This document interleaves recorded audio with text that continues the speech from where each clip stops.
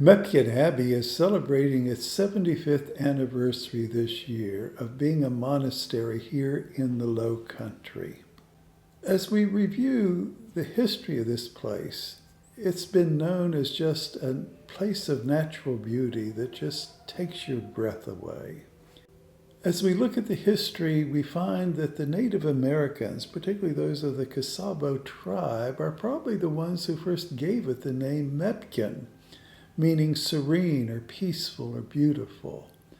And those Native Americans lived in such close relationship with this land and made such a beautiful contribution to its beauty that we still experience today.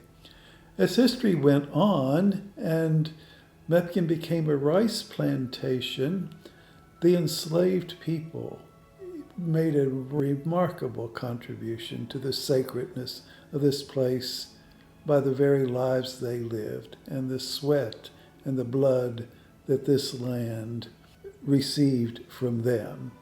And so they're the very ones who probably planted those beautiful oak trees that line our entrance into the Abbey today.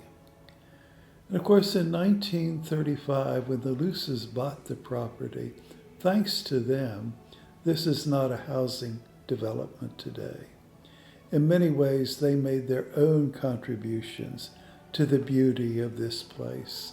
And then in 1949, when they invited the monks from Gethsemane Abbey to come and start a monastery here in the Low Country, the monks arrived and they were known to be lovers of the place.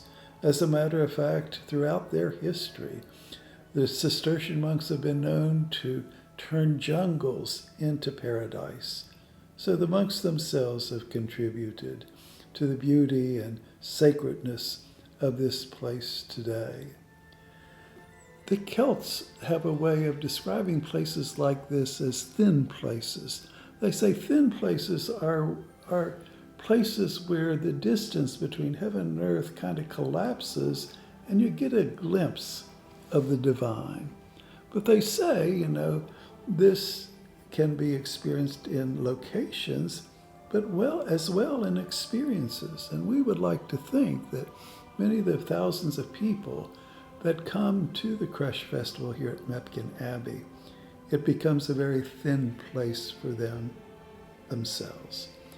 So with that background then, when we started the Crèche Festival 21 years ago, I wanted it to be an alternative experience to the shopping mall Christmas experience or other Christmas extravaganzas that people attend during this season. And I thought the best way to do that was in some way to try to anchor this Crèche Festival in nature itself as much as we could, using natural materials to display our creches.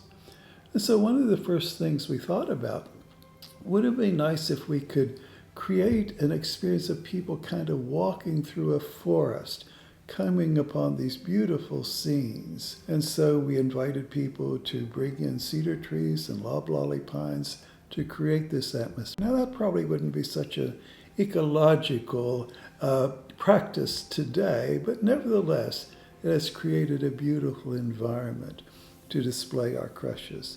And of course, many of those nativity sets are handcrafted.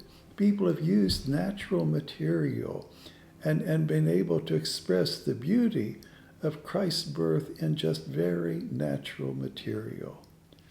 And so as we began to find ways of displaying these creches, we wanted to use, all natural materials. For example, we've used river rock, we've used slate, we've even used bricks, and all sorts of configurations of wood. And so, because we think that the natural material displays the reality of the event in a beautiful way. A number of years ago, we decided to use natural plant material as much as possible as a background for the display of our creches. Last year, you may remember, we used fabric. This year, we decided to use glass. So the theme of this year's Crèche Festival is Nativities in Glass or under glass, or with glass.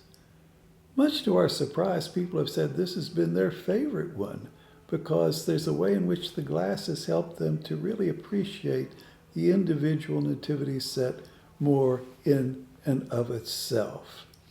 So as we come to the end of this year's Crèche Festival, we are delighted that it's been such an experience that feeds in a very deep way the spiritual hungers of people here in our low country today and from other places as well. So if this mystery of Christ's birth is to continue, we have to be prepared in the reality of daily life as creatively as possible, that same Christ continues to come into our world as inconspicuously and as anonymously as he did that first Christmas in a stable. And so that's our hope, that it will be that reality for you. We think that was beautifully exhibited in one of our sets this year, that watercolor triptych done by Neil Tesseri, in terms of he tried to depict what would it be like if it happened in our world today.